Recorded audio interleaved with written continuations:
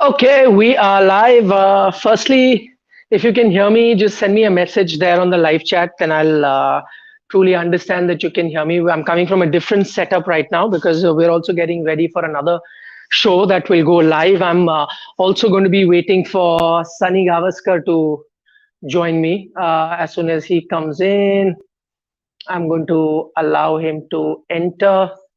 But for the moment, can you guys hear me? Just let me know if you can hear me, and then I'll know that.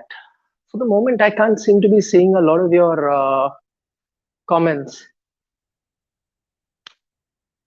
Darshil Khatri says hi. Hi, Darshil. Hi. Guys, can you hear me first? Mohammad Alam, नाम आपका ले लूंगा, but just first tell me, can you hear me loud and clear? Is my audio clear? Am I audible?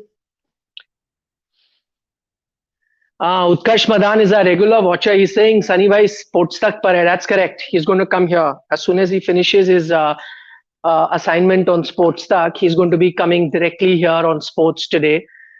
Mohammad Alam, naam le liya sir aapka.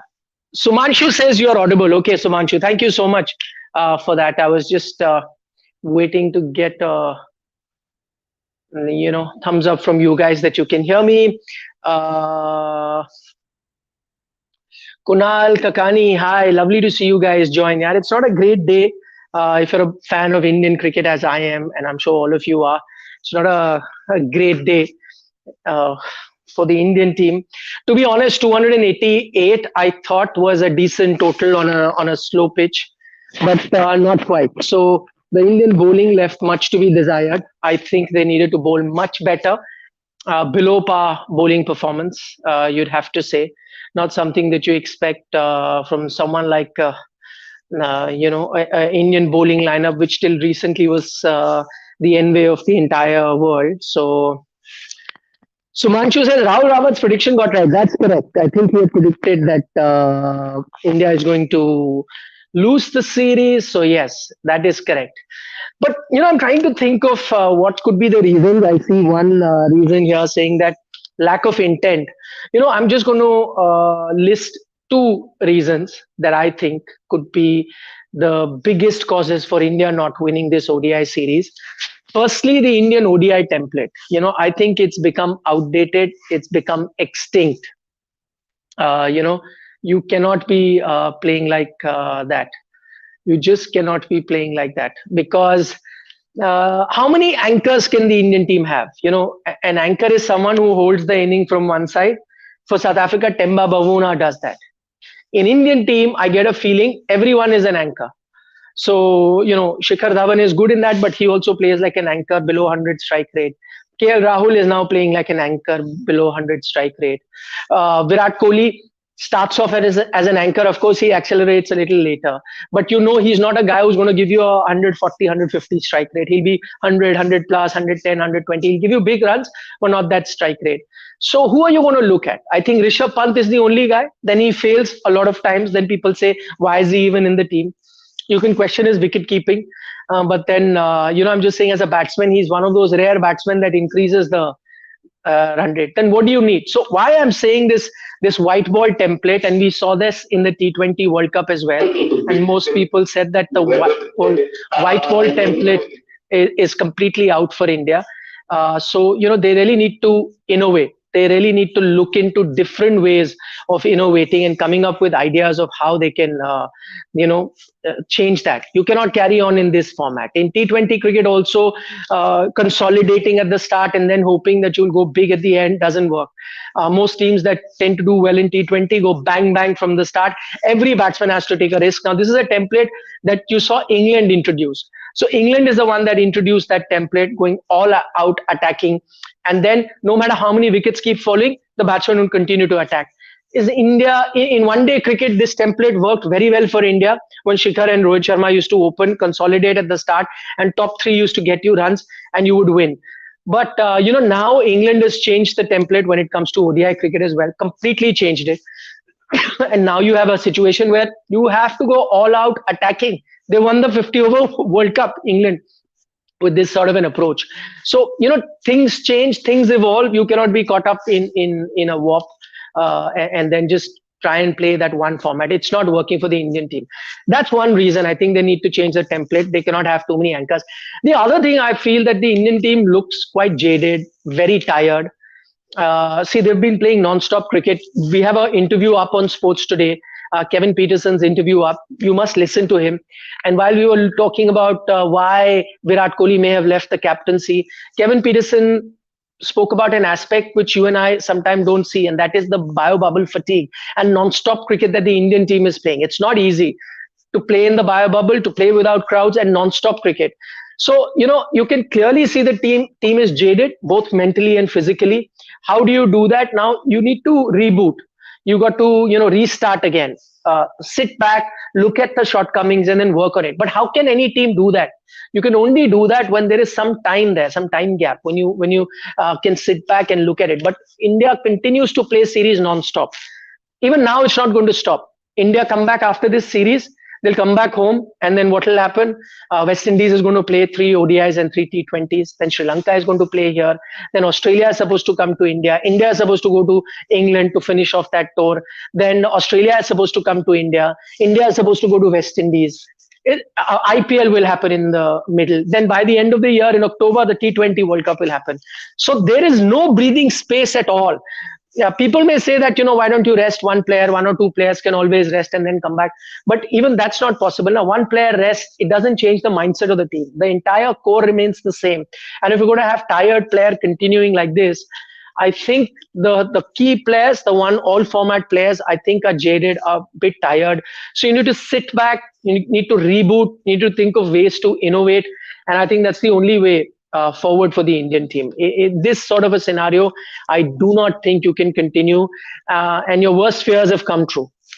You started the Test series as the favorite, and you started the ODI series also as favorite. I'm not going to, change what I had said earlier as well. I had said at that time also that India go in as the favorites in the Test series. Of course, South Africa did the unthinkable. They came from behind, won the series. Even in ODIs, you would have to say India went in as favorite, because remember, South Africa have been rebuilding. They are also going through a churn. Players are coming through. They have a new captain. All of that is happening gradually with them. So even they are not, in the best position as far as white ball cricket is concerned. But this churn is turning out to be very good. We saw this young team do very well at the T20 World Cup, barely missed reaching the semi-final, and now showing it against India, not only in Test cricket, from where the personnel have changed, in ODI cricket, after resting a lot of their key bowlers. Both Nokia and Rabada are not playing. Yet the South African team has found a way to win a match. So, incredible what South Africa is doing. And this is not what you expected from the Indian team. It actually takes me back. When I was growing up, I was in college, 90s, 80s cricket. I watched a lot of it. And in the 90s, when South Africa started playing, it was next to impossible to win in South Africa. I mean, that's the kind of feeling I'm getting now, even though this Indian team is way stronger than those Indian teams of the 90s. And this South African team isn't as strong as those teams of the 90s or the 2000 of the South African team. So the difference isn't as much. Yet, this has been, a one-sided series, both in Test cricket as well as ODI. Okay, I'm getting a lot of questions, so I'll try. Austin Dukuna says, Indian team has lost interest, he says. Pant was encouraging on the field. If Virat does not play third ODI, give Sky a chance. Virat only captain to win ODI series in South Africa. That's correct, 2018. The only time India has won an ODI series in South Africa, Virat was captain. So yeah, he's Abhijit Anand. Thank you so much for your comments. Yeah, very gracious of you to say that. Ashutosh Garg says BCCI's conduct recently will make players less secure and less fearless, and it is time we start questioning Rahul Dravid, whom I idolize. Ashutosh, I think it's too early to question Rahul Dravid. It's the first series. Also got to remember, a lot of churning is happening in the Indian team. A lot of changes are happening. Of course, you're going to judge Rahul Dravid too, but I think give him a series or two. Give him some time, and then it's best to judge him then, and not so early. So, of course, you are going to judge him, but not now. I think there will be a time when you're going to judge him. So let's wait on that. The jury is still out on how good Rahul Dravid will be as coach of the Indian team. He coached the juniors, did a very, very good job with them. But if you look at the IPL, didn't have a great time in the IPL as well. He coached the Delhi team, the Rajasthan team. If you go back into those seasons, didn't have outstanding time. But we'll have to wait and watch how this Indian team progresses. There are a few changes that are happening, so we'll have to see. As far as the BCCI is concerned, the culture. I think what you can. I mean, see BCCI and that Virat Kohli controversy. I'm not going to take sides. I don't know who was right, who was wrong. So that is something that with time we'll get to know whether what Virat was saying was correct or the BCCI. Let's wait on that. But what I will blame the BCCI for is organizing too many series. I think the team needs a break. It's the goose that lays the golden egg, and you're trying to kill it. So I think you have to give it some time. I know it brings in a lot of money to have so many series. Every country wants to play with India. I know, but India has been playing non-stop cricket. These cricketers have been playing non-stop cricket. Missing one or two games here or there or half a series doesn't really help you rejuvenate or reboot yourself. I think you need an extended period of time to sit out, and so that's not happening with this team, and I think that's a major um issue. Okay. So many comments, yeah. I know we are waiting for Sunny Gavaskar to join us. I think as soon as he finishes, he'll come. Parvez says, why not give more chances to Deepak Chahar going forward? Good bowler and he's ideal at number 8. I agree. I think, Deepak Chahar is your wicket-taking bowler. I would play him maybe ahead of a Bhuvneshwar. Or even if I may say Shardul, I don't think that's a very popular opinion that's going to go down with a lot of people. People may think that, oh, how can you say that? Shardul is getting you runs. But is that his primary job? Are you playing him as an all-rounder? You're not, right? If he's going to bowl 5 overs like he bowled today and be expensive, and he's been expensive in a extended period of time, then can you play him just for his batting skills? Can you play him? Are those batting skills going to help you win matches? No, not quite. If he's batting at number 7, 8, wherever he gets to bat, I would rather have an out and out bowler who's going to get me wickets, whether that is Siraj, whether that is Deepak Chahar. I would play them. Siraj, I don't know what his injury status is, so maybe that's why he's not playing, because he pulled out last moment. So we know but you still have an option in Deepak Chahar that the Indian team can look at. Ashutosh Garg saying, Nikhil, this is a debacle. Had it been 1-1, it would have been the case. Next our home series against West Indies, Sri Lanka, Afghanistan, which we will win and forget. Not quite. Don't think that we're going to win everything. It's a debacle, yes. But if I'm going to take your comment about Rahul Dravid, are you going to pass a judgment on his coaching immediately? I don't think so, right? It'll be too early. Too early to pass a judgment on Rahul Dravid. So no. No. Robin Hazra has got a question for Sunny Ji. Sunny Ji hasn't joined us as yet. Robin, I'll try and take your question when he joins. He's not joined us. We are waiting for him to join. I think he's still on a different platform on Sports Talk. As soon as he finishes from there, he's going to join here. I'll try and take some of your questions to him. I'm still waiting for him to join. Sahil Verma. Hi, sir. Don't you feel KL Rahul's batting becomes tentative and defensive while captaining, be it a match or even in the IPL with Punjab? Sahil, I agree with you in terms of his captaincy and his batting. It does become tentative, but I'm only noticing that in international cricket, not quite in the IPL. I don't think that's the case in the IPL. In the IPL, he's the highest run getter. I think his captaincy is still questionable in the IPL, but he still ends up being the highest run scorer for his team. And his run rate sometime, or the strike rate sometime, is comes under question, but there are also other times that he's very good at the strike rate also. So it's a bit of a mix and match there as far as his batting in IPL is concerned and being a captain. But yeah, I do see him being very patchy. I mean, sometimes he looks that he's the best batsman on the planet, so stylish, so aggressive. Sometimes he's so tentative, like he's been in these one day that we've seen. Also in the test after that first knock. He looks so tentative that you feel you could get him out anytime. Today also gave plenty of chances. I think 2 drop catches, 1 run out chance that was missed. So, I mean, yeah, he does, go from one end to the other. Extreme, his batting is sometimes so confident, outstanding. Sometimes so underconfident, even from the body language or the way he plays. So. Rocky Sharma says this is not the energy you want to see in a professional team. Too much. I agree with you, Rocky. I think that energy is missing in this Indian team. People might say that it's because Virat is not captain, but that shouldn't be the reason. No matter who's the captain, you have to have that energy. I do see the energy has dipped down. Whether it has a lot to do with the amount of cricket India is playing, I don't know, but that of course can be a factor. Yeah, that is a major factor. So that could be a reason whether that energy is missing. But yeah, that was missing. Whether it's been that extended time in the bubble that they're spending, I don't know. That could be another reason. So I don't know whether that is the issue. But yeah, that okay. Now I think I've got Sunny Bhai joining me. I am going to bring him right now. Hi Sunny Bhai, can you hear me? Yes, I can hear you loud and clear. Okay, super. Well, so many folks waiting for you. First thing, Saibhai, I'll get straight down to it. The first bit is that one thing that a lot of viewers who are also joining me are telling me that you do see this Indian team really down on energy. Winning and losing is one thing, but they really see this Indian team, which is known to be aggressive, to have that kind of energy, really down on it. Do you reckon, watching from the outside, the team does seem a bit jaded, both mentally and physically? And I don't know what the reason could be, whether it's bio bubble, whether they're playing non-stop cricket and they'll continue to do that. I don't know. But your thoughts on that?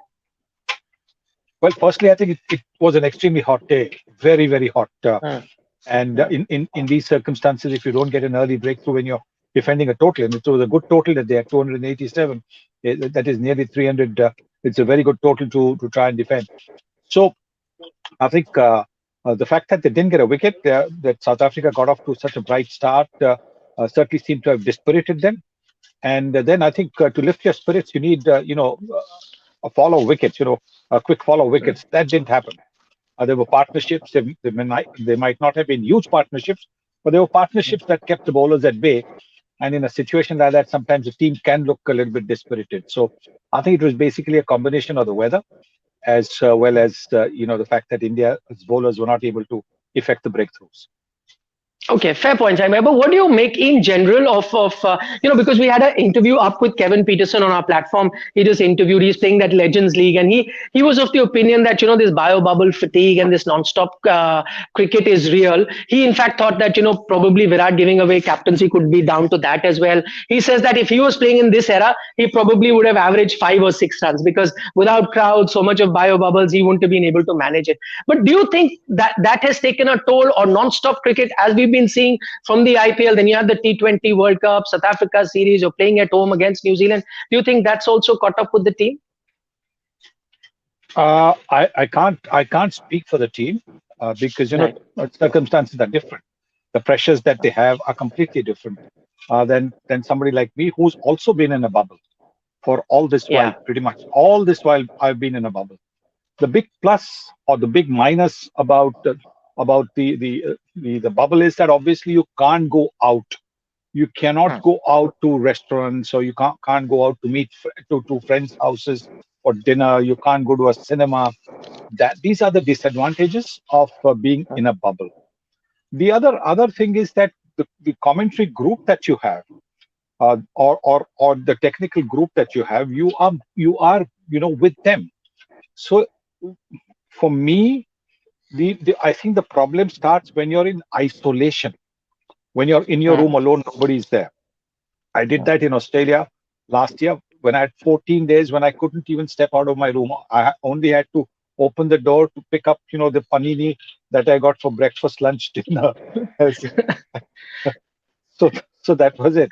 And that too, after the knock on the door, I had to give them two minutes for the person who had brought the stuff, and then put it. 14 days, not even fresh air, windows all barred, nothing. So that can be tough. But once you Hmm. are acting, you have human interaction, like with commentators, and then you go to the ground, and again you meet some other people. Yes, I think there's a little bit of social distancing. Then you don't. At least I didn't feel anything after that. I mean, in the Hmm. sense that I was meeting people, I was being able to talk to people, and for me, it didn't make a difference. Let me say once again, the player pressures are different.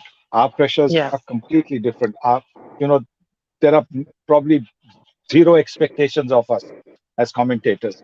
Loads of expectations of being a player from so many millions of followers and fans. So those pressures are different. But sometimes when you see that the players have got their families also with them, Hmm.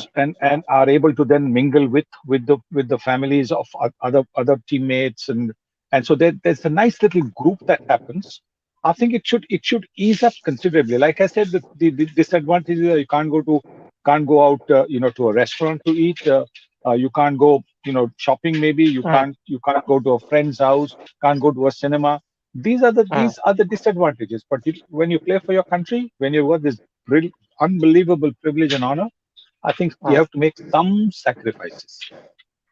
Okay, fair point, Sai. Mr. Chatterjee, who's one of our viewers, has sent a question. He wanted to know: do you think that the Indian team needs a fresh approach in white ball cricket? We spoke about that during the T20 World Cup as well, and here too. The one problem that's pretty obvious, Saiba, is that you have many people playing the anchor role, where your strike rate is roughly around between the 80, 90, or touching 100.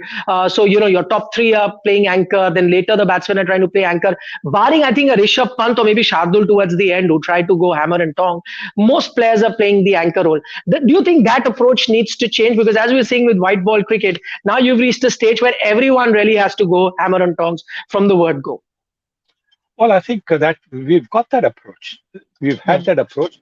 Only thing the man who's responsible for that approach is not playing, and that's Rohit Hmm. Sharma. Rohit Sharma has that approach in 50 overs cricket, in True. 20 overs cricket. He gets the game off to a bang bang start.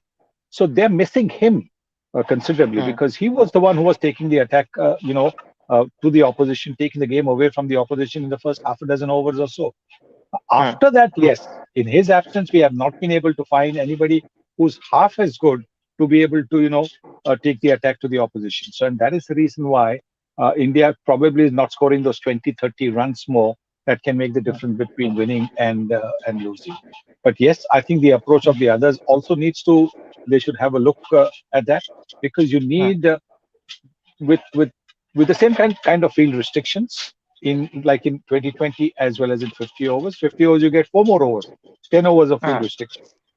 So you have pretty much the same field setting, the same white ball, the same kind of bowlers. But Hmm. more often than not, the same bowlers are bowling in 50 overs as well as T20. Not all the time. There'll be a few changes. So I think that is important. So therefore, at that particular stage, you need batsmen who can maybe start going bang bang.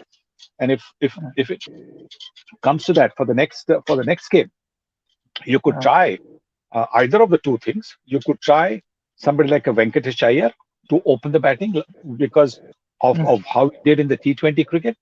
You saw, I mean, it took the team of, I mean, he today, but for that T20 performance for KKR, he wouldn't even Hmm. be in the Indian team. That was where he impressed with the bat, and then when he was given a couple of overs to bowl, he impressed with the ball as well.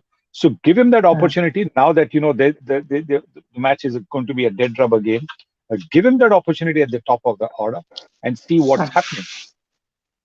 Okay, I'm going to talk to you about a few individual players, Sunny. Bhai. Let's start with Bhuvneshwar Kumar. At one point, he was India's number one white ball bowler. Some would even put him ahead of Jasprit Bumrah, but that was a couple of years ago. Since then, after those injury concerns, even in the IPL, even his return at the T20 World Cup, or now, his form seems to have dipped, and it's not showing any signs of returning, to the top.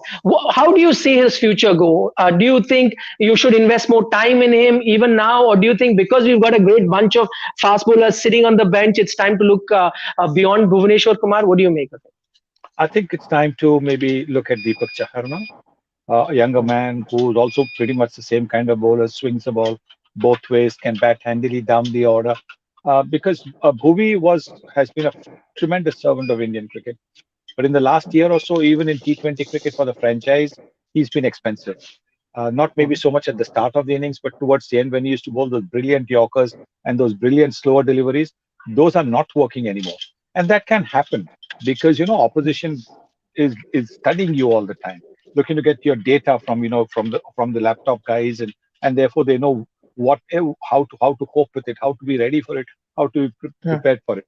So maybe it is time to look at somebody else because now you're looking at now the intention should be to look at what is going to be a core team for the 2023 World Cup in India, October Hmm. 2023.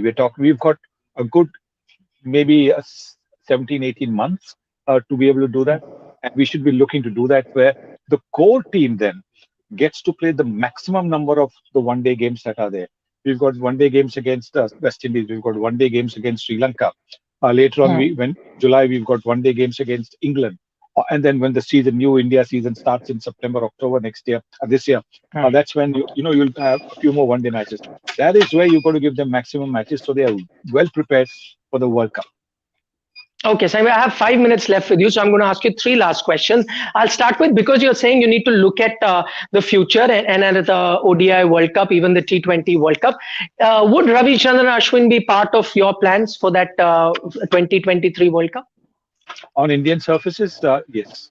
Hmm. On Indian Hmm. surfaces, because in Indian surfaces there'll be help for him with the way the pitches turn in India. Definitely, he would certainly be in will have to be in the periphery, if not in the Hmm. actual squad. But he will have to be in contention for sure. Hmm. A lot of questions have come on KL Rahul's captaincy. You've now seen him in that one-off Test match, and now these two ODIs. A lot of people thought that he may have been may not have been very proactive as such in the two ODIs that they've seen him. Captain, what have you made of it, or is it too early right now to be passing a judgment on his captaincy? Too early, too early. Just a couple of Hmm. matches where things have Hmm. not gone well for him with the bowling attack, particularly in the first match when South Africa smashed almost 300.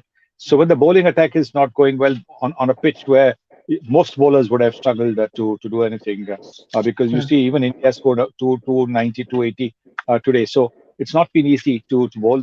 The ground conditions have been extremely hard and tough. The weather has been Hmm. very hot, searingly hot. So yes, I think it is maybe early days, uh, but there seems to be areas that he can improve. I think Hmm.